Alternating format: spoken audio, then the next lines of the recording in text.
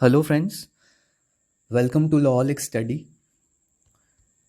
आज इस वीडियो में हम डिस्कस करेंगे fundamental rights, constitutional rights, statutory rights and fundamental and constitutional rights में क्या डिफरेंस है and constitutional and legal rights में क्या डिफरेंस है। तो ये सारी चीज़ें हम एक एक करके ब्रीफ में डिस्कस करेंगे। फ्रेंड्स, फंडामेंटल राइट्स हमारे कॉन्स्टिट्यूशन में आर्टिकल 12 to 35 ऑफ पार्ट 3 में प्रोटेक्टेड हैं एंड ये ऐसे राइट्स होते हैं जो किसी भी डेमोक्रेटिक कंट्री में intellectual, moral and spiritual development of their citizens important होते हैं, एसेंशियल होते हैं। ये राइट्स के साथ ही किसी भी कंट्री के सिटीजन्स, इंडिविजुअल्स वहाँ पर अपना डेवलपमेंट कर सकते हैं, चाहे वो फिज़िकल हो, मेंटल हो, चाहे right to life with dignity, right to equality, ये सारी चीज़ें बहुत एसेंशियल होती हैं। तो इन्हें ही ऐसे ही कुछ राइट्स को फंडामेंटल राइट्स में हमारे चैप्टर पार्ट 3 ऑफ कॉन्स्टिट्यूशन में आर्टिकल 12 to 35 प्रोटेक्ट किया गया है। फ्रेंड्स, हमारे कॉन्स्टिट्यूशन में फंडामेंटल राइट्स को अमेरिकन कॉन्स्टिट्यूशन से अडॉप्ट किया गया है। तो फंडामेंटल राइट्स जो हमारे कॉन्स्टिट्यूशन में इंक्लूडेड हैं उनमें से right to equality, right to life and personal liberty जो आर्टिकल 21 है, right to religion article 25, right against exploitation, right to compulsory education, cultural rights, right to freedom जिसमें कुछ राइट्स आते हैं, right to movement, right to speech and expression,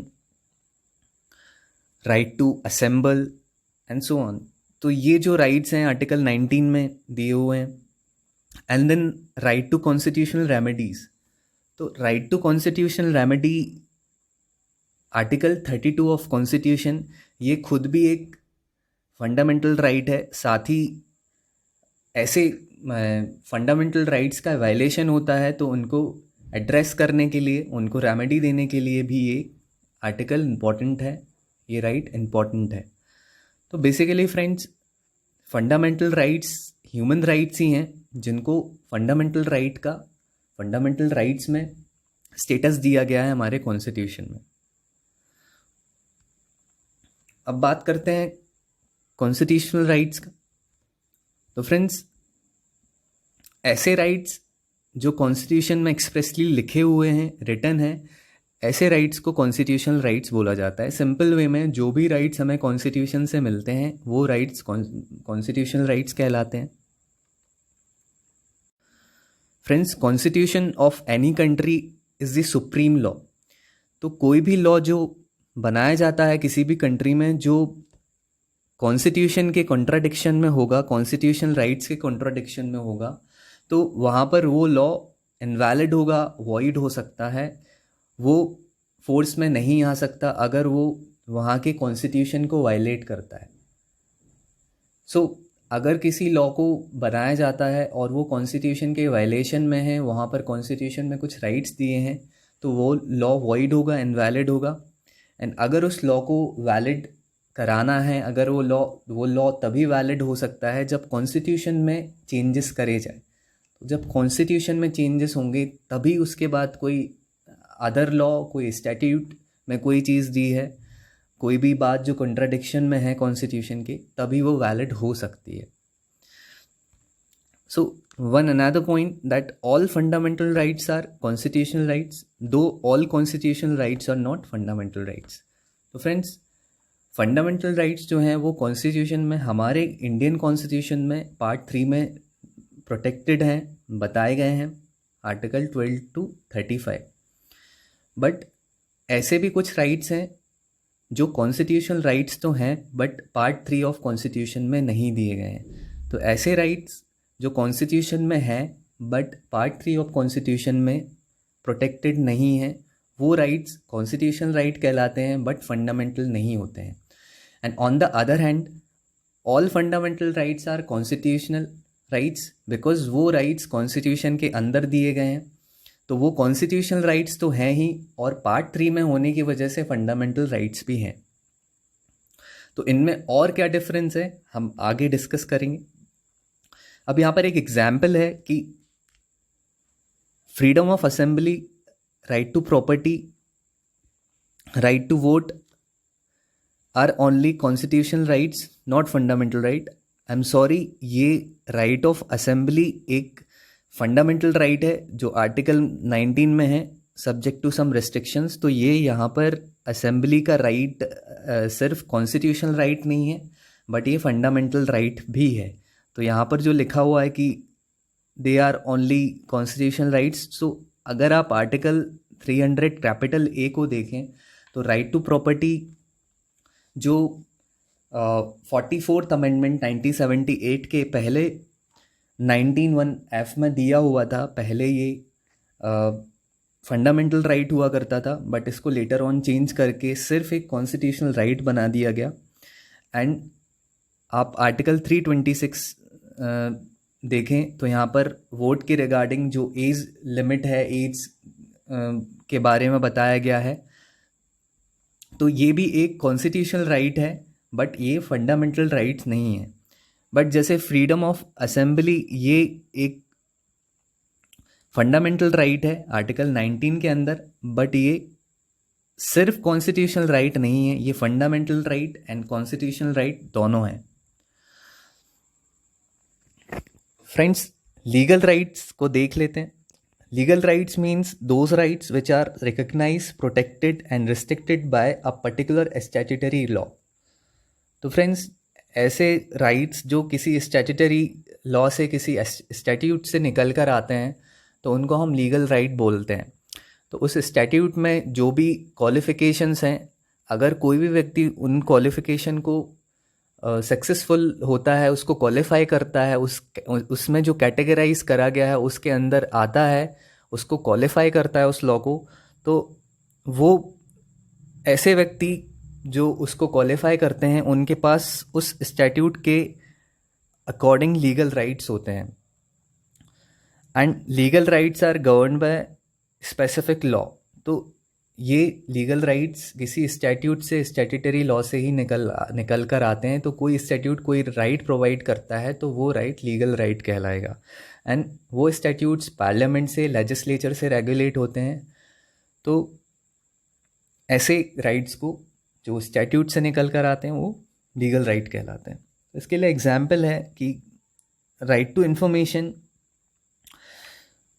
act 2005, इसके अंदर जो right to information का राइट है, ये एक लीगल राइट है, ना कि कॉन्स्टिट्यूशनल राइट है या फंडामेंटल राइट है। तो बिकॉज ये स्पेसिफिकली एक स्टैट्यूट है, ये राइट इसी से गवर्न होता है, इसीलिए सिर्फ ये एक लीगल राइट है। और लीगल राइट्स को हम स्टैट्यूटरी राइट भी बोल सकते हैं। सो आई होप आपको ये सारी चीज़ें, तीनों राइट्स के बारे में समझ आया होगा, और आपके माइंड में एक डिफरेंस ज़रूर क्रिएट हुआ होगा कि इन तीनों में क्या डिफरेंसेस हैं। अब हम डिटेल में डिस्कस कर लेते हैं कि fundamental rights and constitutional rights में क्या डिफरेंस है। तो first of all, fundamental rights are protected and guaranteed by constitution and they can not be taken away by an ordinary law enacted by legislature. तो जो fundamental rights हैं उनको आप सिर्फ एक नॉर्मल ऑर्डिनरी लॉ बनाकर उनका इन्वेजन नहीं कर सकते हैं। दे can not be taken away by making an ordinary law. तो यहाँ पर फंडामेंटल राइट्स को अमेंड करने के लिए, उनके इन्वेजन के लिए एक कॉन्स्टिट्यूशन में ही अमेंडमेंट करना होगा, और उसके बाद ही उनको legislature can take away such fundamental rights only after making amendment to Constitution of India, and which is subject to basic structure theory propounded in Keshwanand Bharati versus State Union of India। तो sorry, Keshavananda Bharati versus state of Madras का case है। तो उस case में जो बोला गया था कि फंडामेंटल राइट्स को अमेंड किया जा सकता है, fundamental rights can be taken away by an amendment to Constitution of India, but basic structure of constitution को हटाया नहीं जा सकता है, बेसिक स्ट्रक्चर ऑफ कॉन्स्टिट्यूशन को हार्म नहीं किया जा सकता है. तो fundamental rights are protected and guaranteed by constitution and they can not be taken away by ordinary law enacted by legislature. On the other hand, constitutional rights are protected by an ordinary law, but they cannot be altered or taken away by the legislature by changing that law. I'm sorry, they can be altered or taken away by the legislature. So, constitutional laws protected होते हैं by an ordinary law. For example, friends, right to property है. तो right to property कुछ property से related statutes हैं, या कोई जैसे कि एक्विजिशन ऑफ प्रॉपर्टी एक्ट. तो एक्विजिशन ऑफ प्रॉपर्टी एक्ट इस बात से डील करता है कि गवर्नमेंट अगर कंपलसरीली कोई प्रॉपर्टी को एक्वायर करना चाहती है तो वो उसको कर सकती है, और जिसके एक्सचेंज में जिस ऑनर की प्रॉपर्टी को एक्वायर कर रही है गवर्नमेंट, उसको कुछ कॉम्पनसेशन देगा. तो जो कॉम्पनसेशन का राइट है वो आर्टिकल 300 कैपिटल ए में है, बट वो रेगुलेट किसी अदर स्टैट्यूट के थ्रू हो रहा है. तो यहाँ पर एक ऑर्डिनरी लॉ की तरह उसमें डील करना होगा, और वहाँ पे जो रेमेडी है वो भी ऑर्डिनरी लॉ की तरह ही ऑर्डिनरी लॉ में ही आपको मिलेगी. तो यहाँ पर फर्स्ट डिफरेंस आपको क्लियर हुआ होगा. Secondly, a fundamental right is violated. The Constitution provides that affected person may move to High Court or Supreme Court. So, friends, यहाँ पर आर्टिकल 32 एंड 226 की बात हो रही है कि अगर किसी व्यक्ति का फंडामेंटल राइट वायलेट होता है तो वो कुछ रिट्स के थ्रू आर्टिकल 32 में सुप्रीम कोर्ट मूव कर सकता है, और 226 में हाई कोर्ट मूव कर सकता है. ऑल्दो यहाँ पर हाई कोर्ट का जो जुरिस्डिक्शन है वो वाइडर है सुप्रीम कोर्ट से, वो एक अलग सब्जेक्ट है, हम उसको अलग से डिस्कस कर लेंगे, जहाँ पर फंडामेंटल राइट्स के अलावा भी कुछ अदर लीगल राइट्स पे भी रिट्स फाइल हो सकती हैं. बट आर्टिकल 32 में सिर्फ और सिर्फ फंडामेंटल राइट्स के वायलेशन पे ही रेमेडी मिलती है, और वो अपने आप में खुद ही एक फंडामेंटल राइट है. सो फ्रेंड्स, फंडामेंटल राइट के अगर कोई फंडामेंटल राइट वायलेट होता है तो यहाँ पर कोई भी व्यक्ति जिसके राइट का वायलेशन हुआ है या जो भी अफेक्टेड है उससे, तो वो हाई कोर्ट या सुप्रीम कोर्ट मूव कर सकता है इसके रेमेडी के लिए. And in case of constitutional right, जो पर्सन अफेक्टेड है वो सिर्फ ऑर्डिनरी कोर्ट से ही रेमेडी ले सकता है, मूव कर सकता है. फ्रेंड्स, फंडामेंटल राइट्स जो हैं वो स्टेट के अगेंस्ट अवेलेबल होते हैं, ना कि एक इंडिविजुअल के अगेंस्ट अवेलेबल होते हैं. सारे फंडामेंटल राइट्स सिर्फ स्टेट के अगेंस्ट होते हैं, जो article 12 of constitution of India में डिफाइंड है कि स्टेट क्या होती है. उसमें गवर्नमेंट, पार्लियामेंट, लेजिस्लेचर और कुछ और बॉडीज़ को भी, local bodies and other governmental organisation को इंक्लूड करा गया है. तो वो जो स्टेट में डिफाइंड है आर्टिकल 12 में, वो ये फंडामेंटल राइट्स सिर्फ उनके अगेंस्ट ही प्रोटेक्टेड हैं, और रेमेडी सिर्फ स्टेट के अगेंस्ट ही ली जा सकती है फंडामेंटल राइट्स के केसेस में. Although in case of constitutional right, तो जनरली ये राइट्स इंडिविजुअल के अगेंस्ट ही अवेलेबल होते हैं, किसी अदर इंडिविजुअल के अगेंस्ट. बट कुछ केसेस में ये स्टेट के अगेंस्ट भी हो सकते हैं, अगर वो मैटर ऐसा है, वो राइट ऐसा है कि वो स्टेट के अगेंस्ट लिया जा सकता है. Friends, fundamental rights are protected against the executive, legislature, judiciary. But judiciary in case of when it's performing administrative actions, administrative work. It was held in AR Antulay case कि जुडिशरी के against fundamental rights तभी available हैं जब वो एक administrative काम कर रही है, एडमिनिस्ट्रेटिव वर्क परफॉर्म कर रही है. Laws and executive actions which are in conflict with such rights are void and ineffective if they harm basic structure of constitution. So friends, as we have already discuss that fundamental rights को amend करा जा सकता है, but इन rights को amend करते हुए basic structure of constitution को हार्म नहीं कर सकते हैं. It was held in Keshavananda Bharati versus state of Madras. So this is very important. And the constitutional rights on the other hand can be waived off as all constitutional rights are not fundamental rights. So friends, यहाँ पर ये बताने की कोशिश कर रहा हूँ कि ये जो सारे राइट्स हैं, अगर इनके ये सारे rights executive, legislature and judiciary जब वो एडमिनिस्ट्रेटिव एक्शन परफॉर्म कर रही है और इन सारी अथॉरिटीज़ के अगेंस्ट अवेलेबल होते हैं, और अगर ऐसी कोई भी अथॉरिटी ऐसा लॉ बनाती हैं जो ऐसे राइट्स के अगेंस्ट है और वो बेसिक स्ट्रक्चर को भी हार्म कर रही हैं, तो ऐसा लॉ, ऐसी जो लॉज बनाई जाएगी ये वॉइड होगा और ये इफ़ेक्ट में नहीं हो सकता है. ऑन द अदर हैंड, अगर कॉन्स्टिट्यूशनल राइट्स की बात कर दें तो कॉन्स्टिट्यूशनल राइट्स को के अगेंस्ट में लॉज बनाए जा सकते हैं. अगर कॉन्स्टिट्यूशन को आप अमेंड करके कोई लॉ बनाएंगे और यहाँ पर ये constitutional rights are not subject to basic structure theory. So यहाँ पर बेसिक स्ट्रक्चर थ्योरी जो है वो कॉन्स्टिट्यूशन पे अप्लाई होती है, बट बेसिकली ये फंडामेंटल राइट्स के लिए प्रोपाउंड करी गई थी.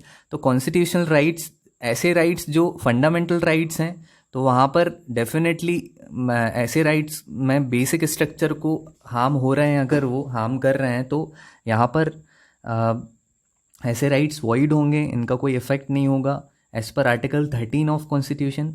बट कॉन्स्टिट्यूशनल राइट्स के केसेस में ऐसा नहीं है कि कोई लॉ इनके वायलेशन में बनाया जाता है तो वो वॉइड होगा.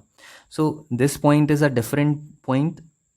ये बोल रहा है कि constitutional, fourth point is saying that the constitutional rights of an individual can be waived of.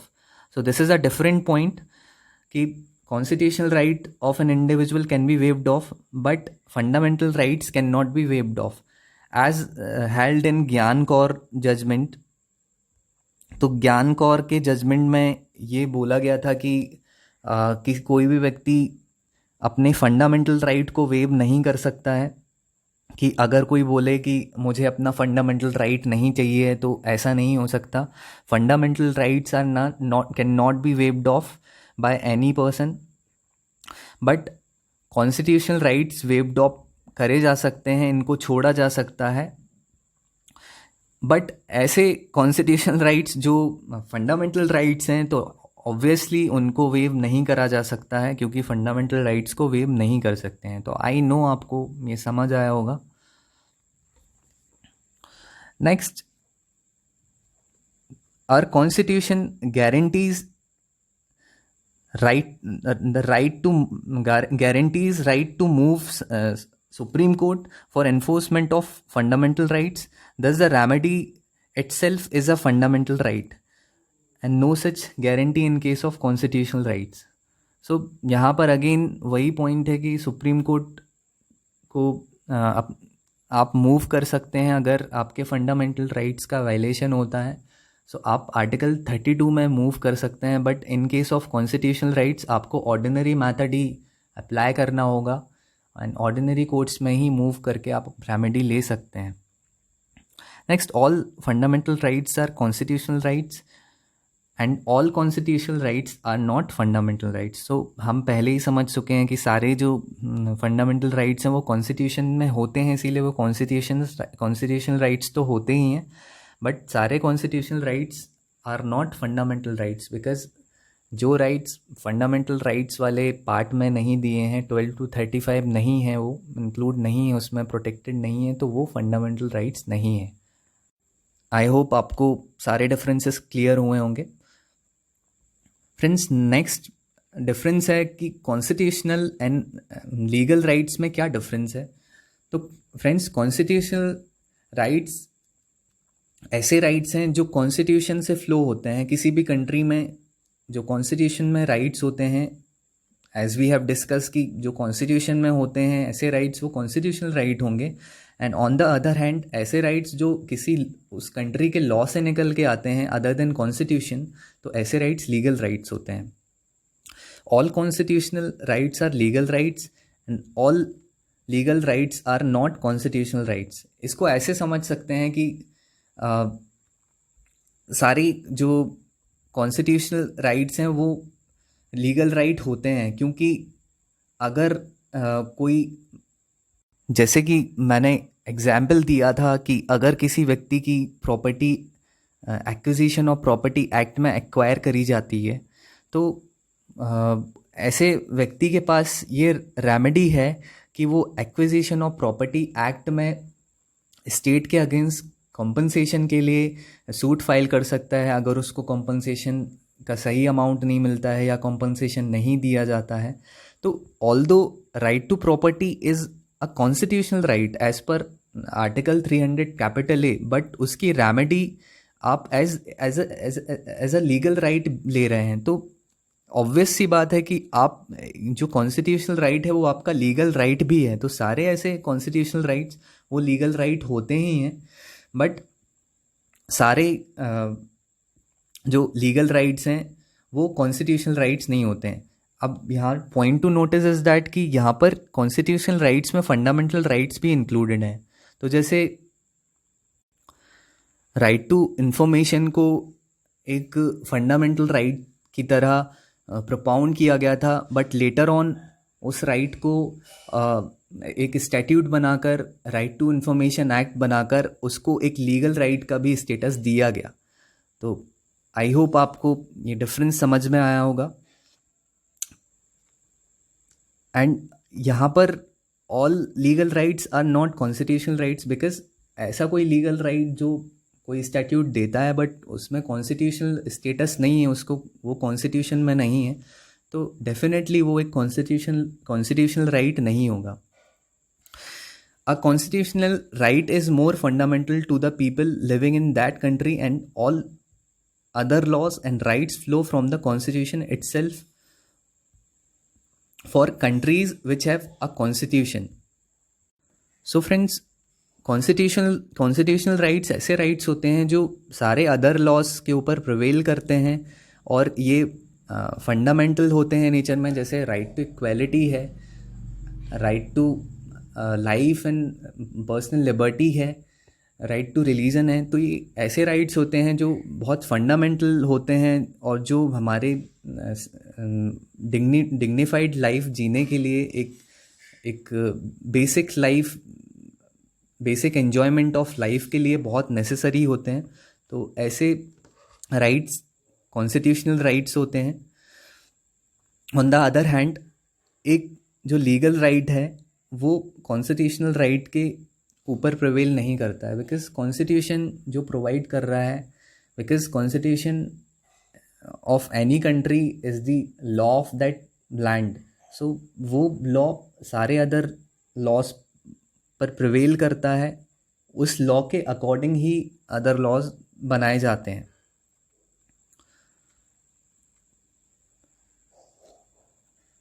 Friends, constitutional rights are strictly protected and a legal right is more easy to take away. So, constitutional rights, अगर constitutional right एक fundamental right है तो definitely ये strictly protected है. and एक legal right है तो ऐसे legal rights को किसी law में easily amend करके या उस law को ही पूरी तरह से रिपील करके ऐसे लीगल राइट्स को ख़त्म किया जा सकता है. तो यहाँ पर ये स्ट्रिक्टली प्रोटेक्टेड राइट्स हैं. ये इवन अगर कोई फंडामेंटल राइट भी नहीं है, सिर्फ कॉन्स्टिट्यूशनल राइट है, तो उसमें भी कॉन्स्टिट्यूशन को अमेंड करना इतना इजी नहीं है. तो वहाँ पर क्योंकि हमारा अमेंडमेंट का प्रोसीजर इतना इजी भी नहीं है कि हम कॉन्स्टिट्यूशन को ऐसे उठा के अमेंड कर देंगे, तो इवन फंडामेंटल राइट्स भी नहीं है जो राइट्स, वो भी लीगल राइट्स के कंपैरिजन में प्रोटेक्टेड हैं, स्ट्रिक्टली प्रोटेक्टेड हैं. और बट लीगल राइट्स को बहुत इजीली अमेंड करके हटाया जा सकता है. उनको ऐसे लॉस को भी पूरी तरह से रिपील करके ऐसे राइट्स को भी रिमूव करा जा सकता है. And a constitutional right, however, such as right to free speech cannot be taken away per se. And the right to property in India is a legal right and can be taken away by the state. So as we know कि right to property ये कुछ statute से ही deal करता है, but although ये constitutional right है, but also यहाँ पर जो भी डीलिंग्स हैं वो स्टैट्यूट के द्वारा ही होती है, तो इसीलिए एक लीगल राइट भी है ये. सो एक कॉन्स्टिट्यूशनल राइट जैसे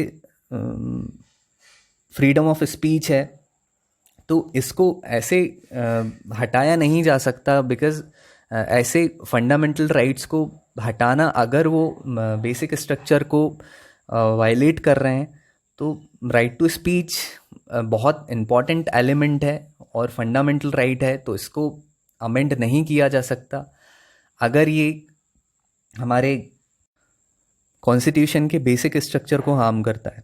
तो right to speech already subject to some restrictions हैं, जैसे आर्टिकल 19 में कुछ रिस्ट्रिक्शंस हैं.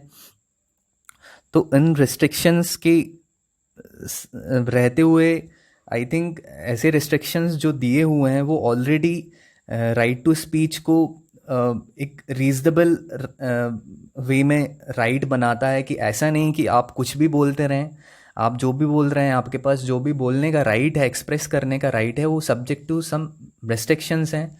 और ऐसे रेस्ट्रिक्शंस के रहते हुए ही आप उस राइट को यूज़ कर सकते हैं. उस राइट, वो आपका राइट होगा जब आप उसको रीजनेबली यूज़ कर रहे हैं. तो ऐसा कुछ भी बोलने में, कुछ भी बोलता रहे, कोई स्टेट के अगेंस्ट बोल रहा है, डेफेमेटरी बोल रहा है, कोई ऑफेंस को इंसाइट कर रहा है, हमारी कंट्री की सोवरेनिटी के अगेंस्ट बोल रहा है, तो ऐसे फ्री स्पीच किसी को भी नहीं है. तो ये already subject to some restrictions हैं, बट इसको पूरी तरह से रिमूव करना is not possible. But on the other hand, right to property को पूरी तरह से भी, क्योंकि एक ये लीगल राइट है, तो इसको पूरी तरह से भी ख़त्म किया जा सकता है, बिकॉज ये लीगल राइट है. और एक अगर स्टैट्यूटरी राइट है, तो स्टैट्यूट से जो गवर्न होता है, तो अगर वो स्टैट्यूट को ही ख़त्म कर दिया जाए या उसमें से वो राइट ख़त्म कर दिया जाए, तो यहाँ पर इसका कोई इफ़ेक्ट नहीं होगा. ये राइट्स ईज़िली ख़त्म किए जा सकते हैं और स्टेट लेजिस्लेचर इसमें लॉ बना के ऐसे राइट्स को ख़त्म कर सकती है. तो आई थिंक आपको समझ आया होगा कि लीगल राइट्स, कॉन्स्टिट्यूशनल राइट्स में क्या डिफरेंस है, एंड सारे एस्पेक्ट्स आपको कवर हुए होंगे. आपको जो हमने डिटेल डिस्कशन किया है कि कॉन्स्टिट्यूशनल राइट्स और फंडामेंटल राइट्स क्या होते हैं. एक कॉन्स्टिट्यूशनल राइट फंडामेंटल राइट भी हो सकता है, और बट सारे कॉन्स्टिट्यूशनल राइट फंडामेंटल राइट नहीं होते हैं. तो अगर हम यहाँ कॉन्स्टिट्यूशनल राइट का डिस्कशन कर रहे हैं लीगल राइट्स के साथ, तो ऑब्वियस सी बात है कि फंडामेंटल राइट्स इसके अंदर आएंगे ही, क्योंकि कॉन्स्टिट्यूशन में दिए हुए हैं. तो आई थिंक आपको कोई डाउट नहीं होगा इस बारे में, आपको सब कुछ समझ आया होगा. So thank you for watching this. And अगर आप पहली बार ये वीडियो देख रहे हैं, पहली बार एक्सेस कर रहे हैं इस चैनल को, तो आप इसको सब्सक्राइब करिए, और अगर आपको ये वीडियो पसंद आया तो आप लाइक करिए, शेयर करिए. Thank you so much for watching this video.